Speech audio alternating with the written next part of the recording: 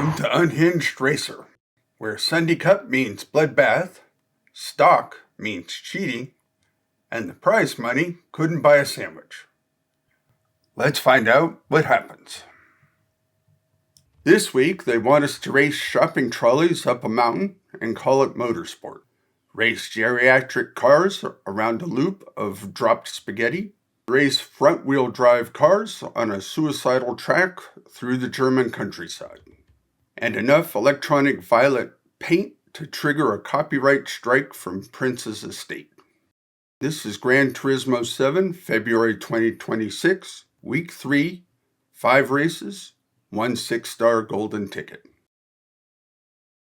First race, Sunday Cup Classic at Tsukuba. A ribbon of tarmac so short you could walk it during a loading screen. They've crammed 12 road cars onto asphalt narrower than a Gen Z attention span. The rules suggest 350 pp. I suggest the rules can bite me. I bring a 1956 Porsche 356A 1500 GS Carrera. It's stock, which on this channel usually means cheating, but here means geriatric. This car remembers Eisenhower. It's electronic purple, because if you're going to embarrass yourself in a vehicle older than your grandparents, you might as well look like a violet grape while doing it. PP 362. The AI treats the track like a demolition derby designed by caffeinated squirrels. They swerve, they block, they actively collude to protect the lead car like it's in witness protection. I'm fighting through the traffic so dense, you could lose a subcontinent in it. By the second lap, the herd thins, but the survivors evolve into something meaner. They block, they brake check, they defend their position like it's the last slice of pizza. The track consists of 3 hairpin curves, 3 opportunities to discover that momentum dies here like dreams die in a DMV queue. Final lap. I'm hunting the leader. He suddenly discovers his accelerator exists. The last 2 corners decide everything. I hug the inside line like it's the last lifeboat on the Titanic. The outside line, dead to you. He'll punch you into next Tuesday if you try it. 3 minutes, 47 seconds. Longer than a TikTok, shorter than my patience. I beat second place by 1.5 seconds. An eternity in this class. With a fastest lap of 1 minute 15 seconds. 25,000 credits and a Willy Wonka ticket drop into my account. Not bad for Senior Citizens Day. Race 2, the Eiger sanction. Or lightweight K-Cup at Eiger Nordwand. If race 1 was a gentle stroll through a nursing home, race 2 is Satan's shopping trolley derby, Eiger Nordwand. 6 laps of K-cars wheezing around an alpine pass. 16 cars, comfort soft tires, because polyphony actively despises you. 400 pp hard limit, 75,000 credits for first place, which should tell you everything.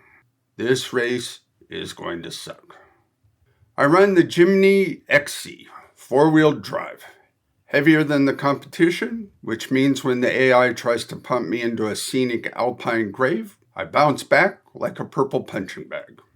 The 4-wheel drive lets me cut the grass and mount curbs without spinning into the barriers. The race. 5 hairpins. 5. 3 of them require speeds approaching, brace yourself, 30 miles per hour. Downhill sections hit a terrifying 80, which in these lawnmower engine death traps feels like atmospheric re-entry. This isn't racing. This is momentum conservation with suicidal intent. Gentle braking and drafting. Yes, drafting. Like we're practicing for Daytona, but we're doing it at speeds that would get you overtaken by a bicycle courier. The AI spaces out relatively evenly, so you can draft everything. I draft the finish line itself and cross in second place by 256 milliseconds. 8 minutes, 27 seconds of my life I'll never get back. Best lap, 1 minute, 24 seconds. 45,000 credits. The purple paint failed me. Physics failed me. This race is why I drink. Race 3, World Rally Challenge, Group B at Colorado Springs. After the Alpine Nightmare, Colorado Springs feels like therapy with dirt tires. 5 laps, 12 cars, Group B machinery. 65,000 credits. Finally, cars with actual horsepower and suspensions that don't double as rocking chairs. I bring the Ford Focus Group B rally car, Prismacolor purple. Yes, that's different from electronic purple. We're building a palette here. Tuning, acceleration sensitivity bumped front and rear, torque split dead even at 50-50, transmission shortened until it screams, and a medium RPM turbo because lag is for people who don't cheat properly. Here's the thing they don't teach you in racing school. The grass grips better than the track. No, seriously. Run wide, hit the green stuff, and suddenly you're Velcro. The dirt is just there for decoration. 2 major jumps. Physics lesson. Your car flies straight until it lands. Point it where you want to go before launch, or you'll arrive pointing at a pine tree. One of the jumps is mid-corner. If you're drifting, you'll slide sideways into the berm like a hockey puck. Take it wide, aim for the exit, or brake before the jump like a sensible person. We don't normally do sensible, but we do survive. 7 minutes, 56 seconds. 13 seconds clear of second place, a geological epoch in racing terms. Best lap, 1 minute 33 on lap 2. 65,000 credits and 200,000 credit Willy Wonka ticket. Sometimes the universe apologizes. Race 4, Hyundai Elantra NTC at Nürburgring 24 hours. Front-wheel drive racing cars are unnatural. They're against God and physics. But Hyundai sprinkled magic fairy dust on the Elantra NTC, and here we are at the Nordschleife with 1 lap to prove that witchcraft exists. Stock car, prismatic purple paint, that's the secret ingredient. 10 cars only, thank mercy, because the ring is narrow and my patience was used up on the Eiger. The race. I'm not a front drive fan. Honda Civics are rabid little monsters, sure, but this is a Civic scaled up into a 1.5-ton supernatural entity. Hyundai's engineers did dark sorcery on the suspension and transmission. Power and steering on the same wheels shouldn't work, yet here I am defying Newton while the forest blurs past. Strategy. Pass 2 or 3 AI on the GP section early, then another couple on the Dottinger straight at the end. This leaves just 3 or 4 homicidal AI trying to kill me on the 60 corners of terror, allowing me to focus on just driving through the forest. 9 minutes, 12 seconds. Beat second place by half a second. Close enough to taste their fear. Best lap? Also 9 minutes, 12 seconds. I wonder why 1 lap race length is the same as the best lap speed. 80,000 credits, and the knowledge that front-wheel drive didn't kill me this time.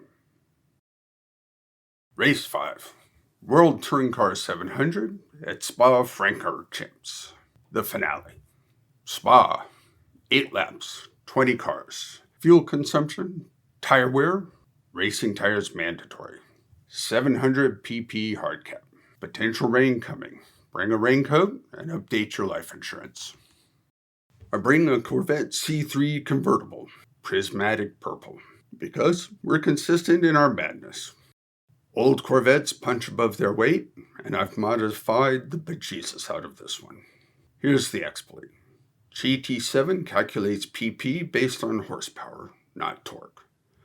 So I max the torque, shorten the gearing, convert that twist into speed through ratios. The PP stays low, the speed stays high. It's not cheating if the game allows it. Okay, it is cheating, but we're unhinged, not ethical. The race. Eau Rouge and Radion on lap 1. The AI bunches up here like flies on a, well, you know. The approach determines everything. Keep control, and the AI actually moves aside like polite Canadians. They hug the outside of the corner at the crest. They're terrified of contact, desperately giving you room, while I race over the top like a lunatic.